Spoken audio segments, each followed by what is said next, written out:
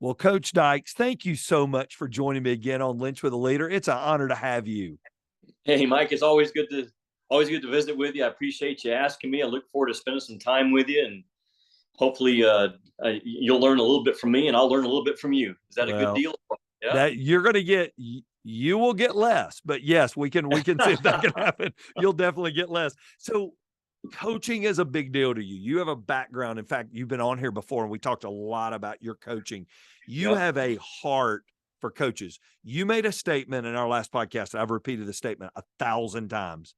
I asked you the difference between great coaches and average coaches. And you said every coach can see the problem, but only the great ones know how to fix it. So I want to unpack that. We didn't really get a chance to unpack that before. How would you define a great coach? What in your vantage point, now you're an ESPN analyst, you're going in and out of some of the greatest arenas in America in college basketball. What makes a great coach? Yeah, that's from the world standpoint, they're going to say, has he won a national championship? How many Final Fours? How many college football playoffs have they been in? How many trips to the World Series? That's how the world judges great coaches, and that has to factor in. I understand that, but at the end of the day, for me, great coaches right now that are out there, and I can start listing them off. They have a lot of things in common, Mike. I think they have that daily discipline of holding themselves and their program to a standard, and they will not waver from it. Backing away from that, softening their stance on certain areas of their profession is not even an option. And that takes tremendous discipline as a person. I think it takes tremendous belief, almost stubbornness in how I'm doing it is the right way to do it, and I will not waver. And the great coaches that are out there, I know they have that in common. They will not waver on those big issues that they know are the foundations of their program. I think they are. I think they keep it real with the people around them. I think they keep it real with their staff. They keep it real with their team. They keep it real with themselves. And there's no agenda. There's no conversation that takes place that's not spoken out of love. It's spoken out of truth, and they're not afraid to hold people accountable. So I think that's what the difference is between the good ones and the great ones. Most coaches, 90% of the coaches that are at the college level, they understand what I just said. The difference is, are they doing it on a day-to-day, hour-to-hour basis as an individual? And then are they able to hold others around with that same standard? I love it. And I love that answer, especially the last part. I think every coach would go 100%. That's what I'm about. But not every coach does it. Why is it hard to live at that level that you just named of what makes a great coach? Why does it's like the atmosphere. Why does it thin to those guys that have the discipline to live it out? Why do you think it's so hard to do that? Yeah, well, you've kind of answered the question yourself, because it's hard. I mean, because it's really, really hard. And if you don't have a standard, a moral compass, a true north in your own life, it's impossible to stay on your path every day as that leader, but it's 10 times more difficult to lead others with you. And those guys and gals out there that are knocking out of the park, not just as coaches, but leaders of companies, leading their own home as a dad, I think they have understood the importance of having an uncommon discipline and uncommon resilience and uncommon dedication, that I've got one shot at my life and I'm going to run that race as hard as I can, the best that I can every single day. And they don't give in to the voice. They don't give in to the temptation that says it's okay to take off in this area of your life. They don't take off. You talk to guys that cover the Nick Sabans of the world and the great ones out there right now. they will all tell you the same thing. There's not even an option in their day to back away from the standard that they're going to hold their program to. How quickly do you sense it? So now you go in and get to see it from the other side of the table. You are the benches are on your right and left. You're facing the court. You've done your pregame. You've done your locker room stuff with them. You've done the preseason media days with them. How quickly, because you've been in coaching, you've been in play, how quickly do you pick up on these kind of coaches? Yeah, pretty quick, because I think every practice is going to look different, but it's also going to look the same. If we're talking about a high level program, and it doesn't matter what sport. I mean, I had a conversation this morning with the head coach of the University of Kentucky cheerleaders, and that program's won more national titles, 24, I believe, than any program out there. And I've been in their practice. I was invited to speak to their team. Practice had the same look, the same sound, the same feel as any great basketball practice I've ever been in. I mean, there's an energy, there's a truth spoken with the right tone, with the right accountability when corrections being made. There's a spirit of willing listeners when the coach speaks. There's player-to-player accountability. It's not just the coach that's leading everyone. Those players are leading each other as well, and they're holding each other accountable as well. And that's what goes on in all of those high level practices. They might be working on different things, but there's just a common theme, Mike, and a common feel, and a personality, and really an inner strength about how they go about how they do their day. And it jumps out at me now after 25 years in the business, watching all the practices that I've watched. It jumps out at me pretty quickly what programs have that inner strength and inner confidence about how they do it, and what ones are still searching for it. If you went back into coaching, you've played it, you've coached it, you've gone into the other side of it, and now you have a great podcast we'll talk about here in a second. The Coach Me Up podcast, which is so good. You're talking to coaches about coaching and about life and about their journeys. What would change about you now as a coach than maybe how you coached? What would be different from some of the lessons you've learned and some of the people you've rubbed up against that you might do some things different? What would you say? Yeah, I would say balance. That word balance is really a hard one. And I'm not going to say that I was out of balance, but I know how much when I coached, it consumes you as a coach. Every coach listening right now understands that word consume, because it absolutely consumes you. And I would be way more intentional about the cutting down on the hours in the office where you're just there to be there, and be much more intentional about structuring my day to make sure I'm taking care of myself first and my family. Not that I neglected them, but I would have greater emphasis on those two things than I did when I was the last time I was coaching. And I think every coach struggles with it, but there's more and more guys that are winning national championships, having tremendous careers, that have that balance portion in much better balance than most coaches did 10 years ago.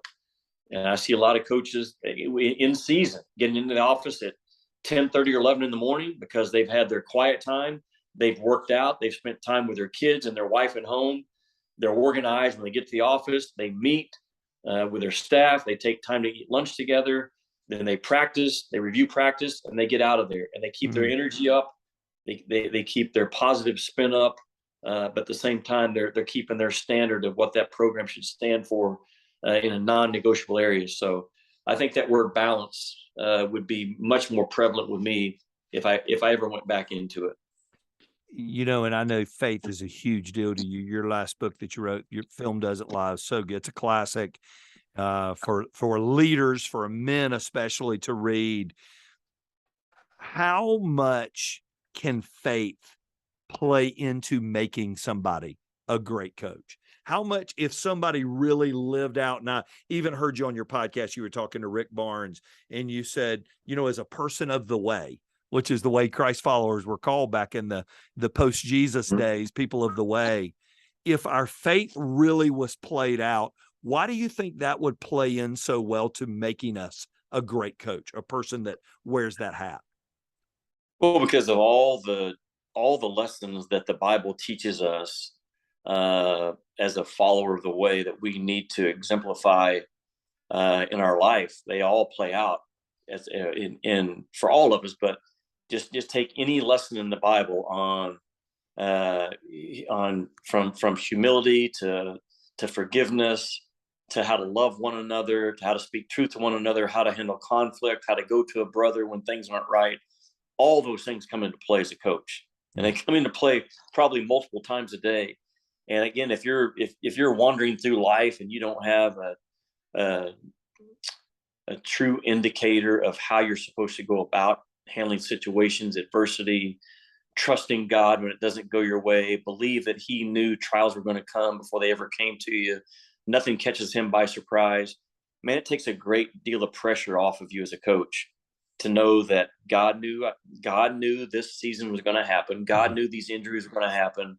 Whatever the scenario is, nothing catches my Lord and Savior by surprise. I think it brings a lot of comfort and confidence to a coach, knowing that I don't like this, but I've got this because I know that He's always with me.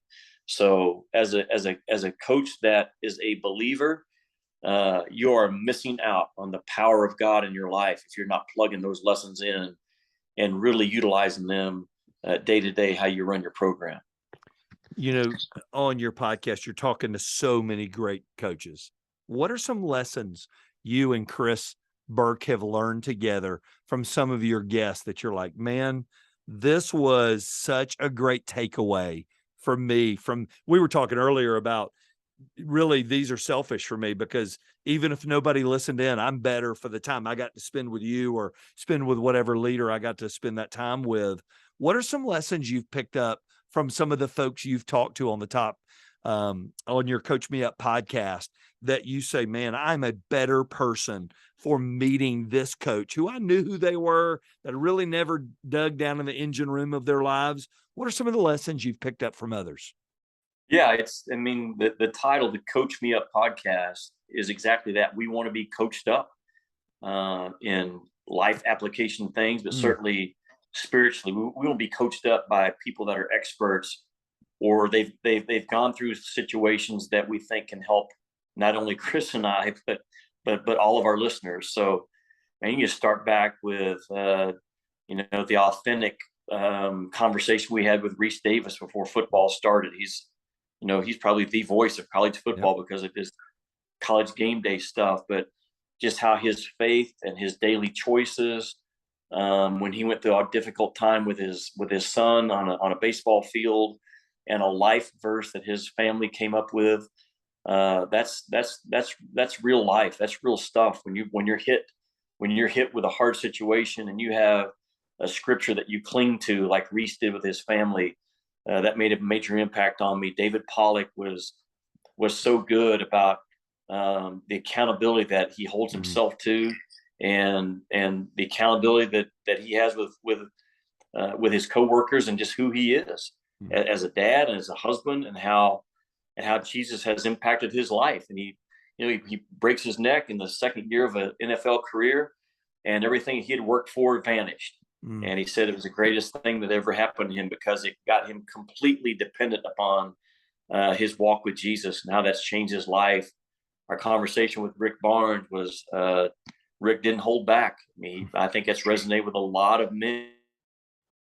They're just kind of coasting through their life. They're coasting through their spiritual walk with God. They're not growing. They're not prospering. They're kind of living a fake life with their pursuit of God. And Rick was tremendous on that. Patrick Young, up and coming basketball analyst, is paralyzed right now from a car wreck.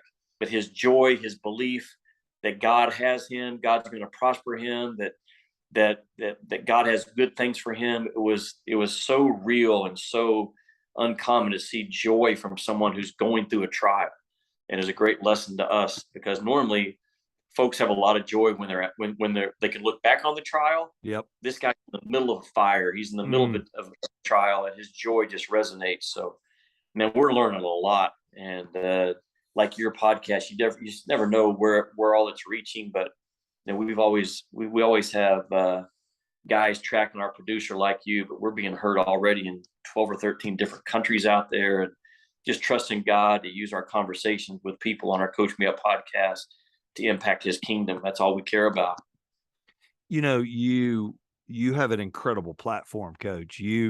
God is using you in great ways. Number one, you're very, very good in your profession, but you have a bigger mission. You have a bigger mission than calling a game. You have a bigger mission than just showing up and having a title in front of your name. What's the biggest spiritual battles that you face as a leader that you might not have seen coming? You thought, well, gosh, I mean, I'm doing this, it all should go easy. What are spiritual battles that you have to walk through while you're trying to use your platform to make a difference for Christ? Yeah, Mike, the same ones as everybody else, man. That I wake up, if I'm not careful, my mind can start running towards worry and anxiety and fear and what if and doubt and is this going to work out? And I hear all the same voices as everybody else. That's good. But I'm learning. In one of our recent podcasts, we talked about talking to yourself instead of listening to yourself. And what are you saying about a situation? And what are you saying to yourself when different trials and tests come up? So, I'm just a common guy like everybody else that happens to have a very cool job that has given me a really big platform. So I'm trying to use it to the best of my ability to just encourage people to stop and really think about eternity and how our life here on this earth is going to impact that. So that's why, like you on your podcast, you learn more hosting the podcast than probably any listener out there, because you have to prepare a little bit, you dig in, and you get taught, one-on-one in a one-on-one conversation.